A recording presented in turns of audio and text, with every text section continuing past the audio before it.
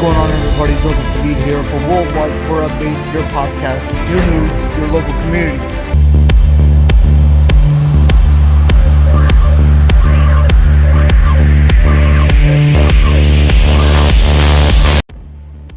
Good morning, everybody. Thank you for joining us on this Friday, December 16, 2022, TGIF. Hopefully, everybody had a great week and ready for this upcoming weekend as Friday, Saturday, and Sunday looms. And ladies and gentlemen, we are 1 week away from Christmas and 2 weeks away from the New Year's as we wrap up the year 2022. Again, this is Joseph Hadid, ladies and gentlemen, your host for Worldwide Sport Updates, your podcast, your sports, your news, your local community. And let's go over what transpired this past week in sports.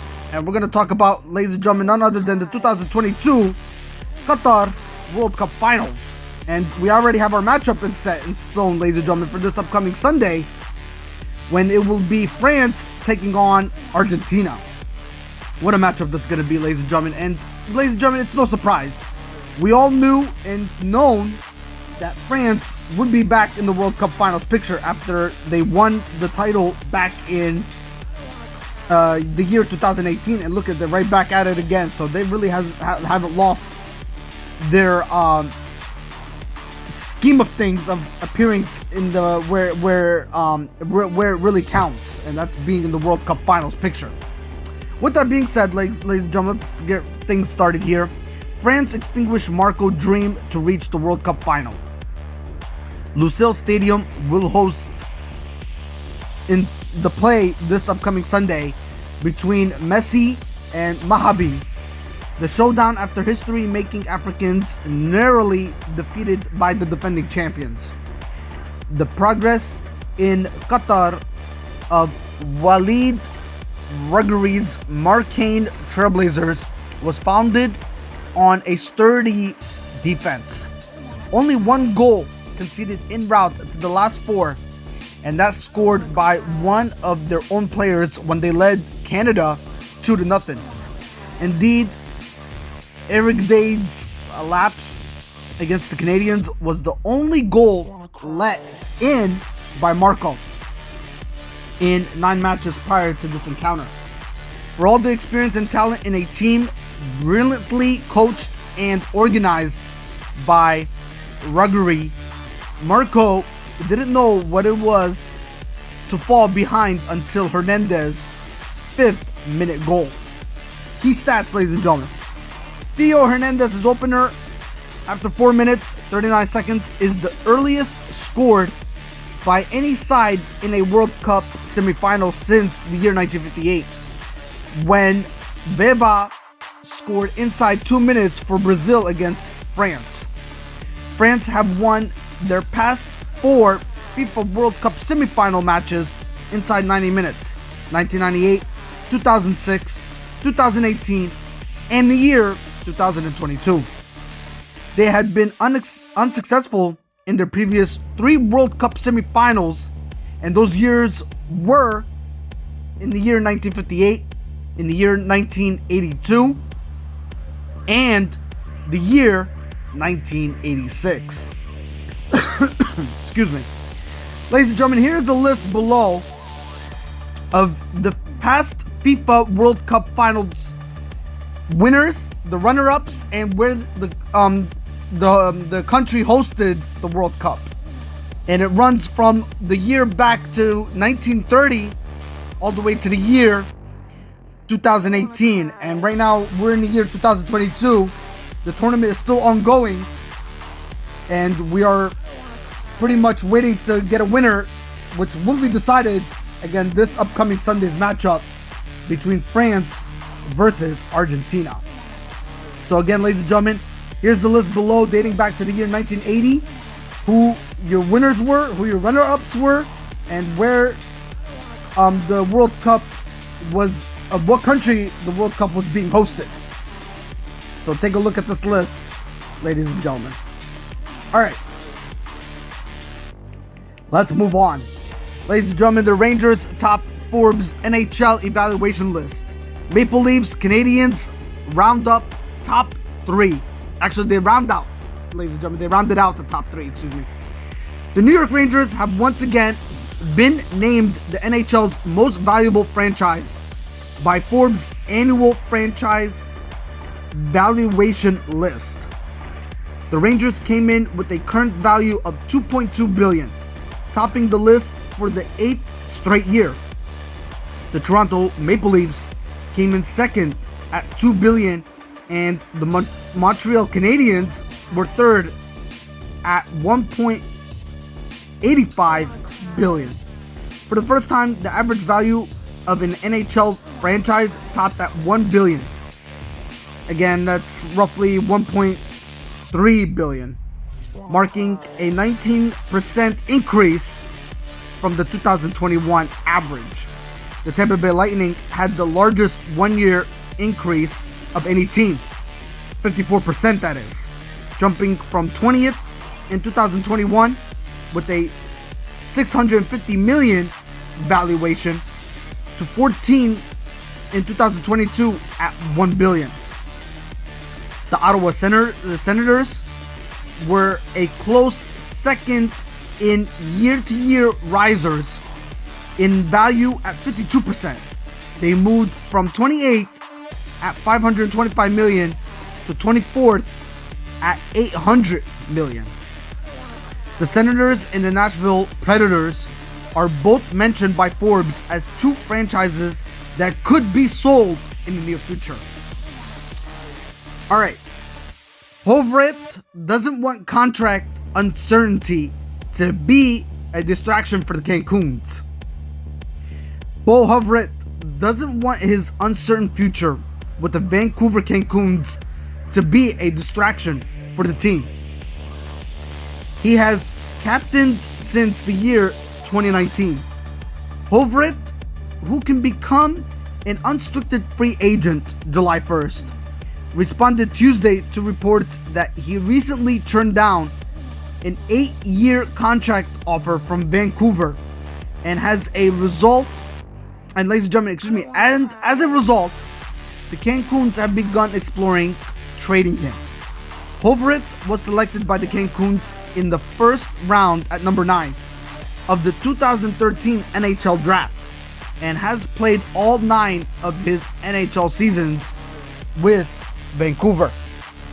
Horvat, in the final season of a 6-year, $33 million contract he signed on September 8, 2017, he played his 600th game in a 3-0 loss.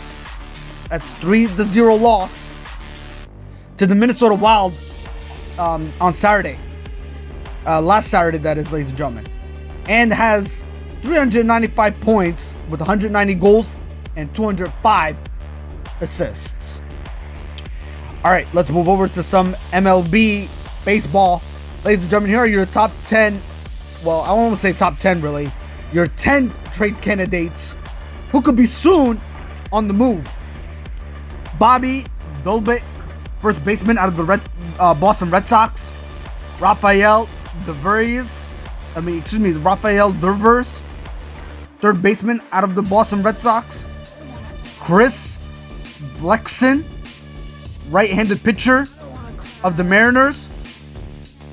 Liam Hendricks, right-handed pitcher of the White Sox.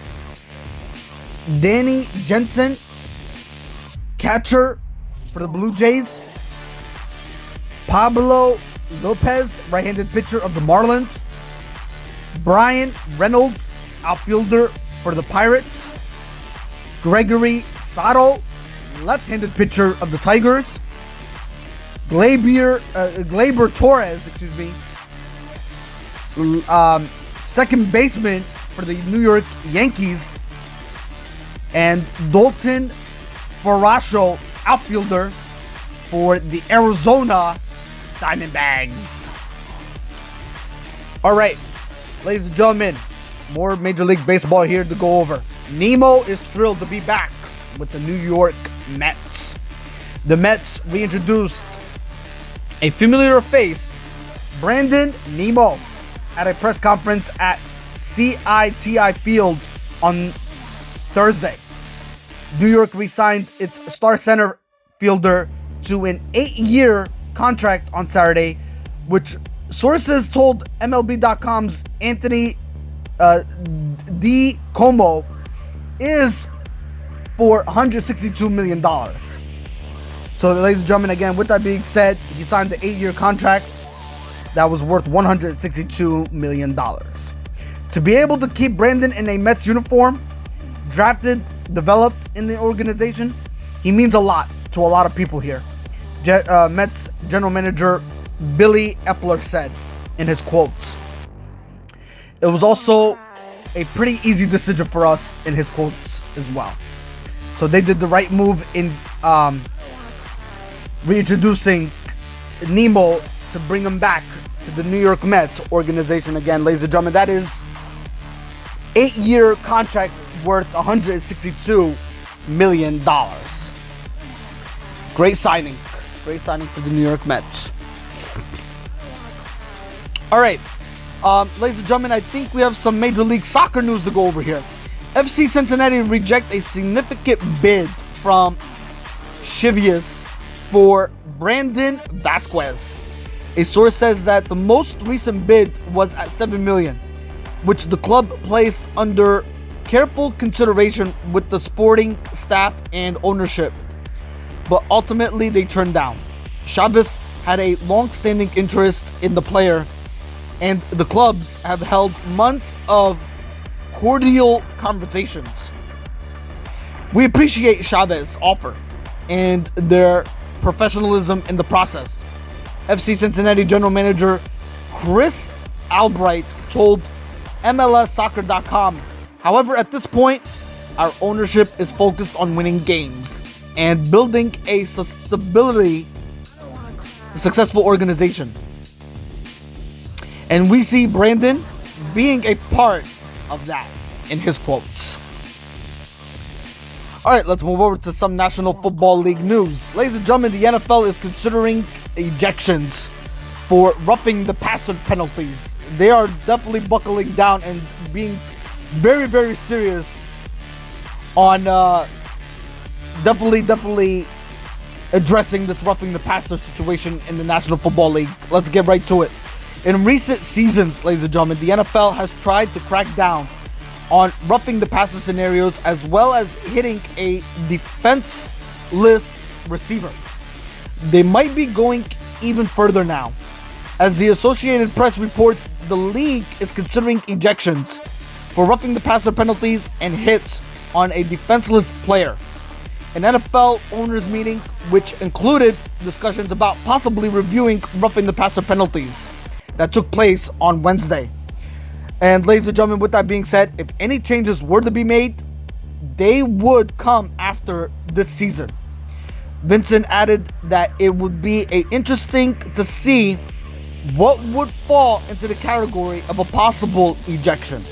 So, ladies and gentlemen, again, when they said about the defenseless players, to clarify that, ladies and gentlemen, they're also talking about quarterbacks being roughed up, where it leads to possibly quarterbacks going into, well, not just quarterbacks, but you've seen recently, ladies and gentlemen, in this past season in the NFL, as the season is progressing, ongoing as we speak, that quarterbacks have been in what we call concussion protocol, ladies and gentlemen.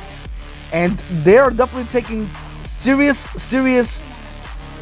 move in direction to addressing these roughing the passer penalties. So not only wide receivers, but that are being roughed up, but we're talking about quarterbacks in general, folks. And they need to figure out what possible category is the let's say the proper direction on how to eject. I mean, what's the possible ejection for players, that do cause a roughing the passer penalty? What would be the serious punishment if it were to happen on the field and it's being called on that specific player that caused the roughing the passer penalty?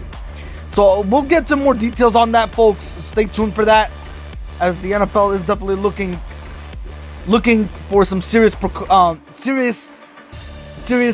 categories on how to punish their players for a serious situation like this that's happening in the National Football League.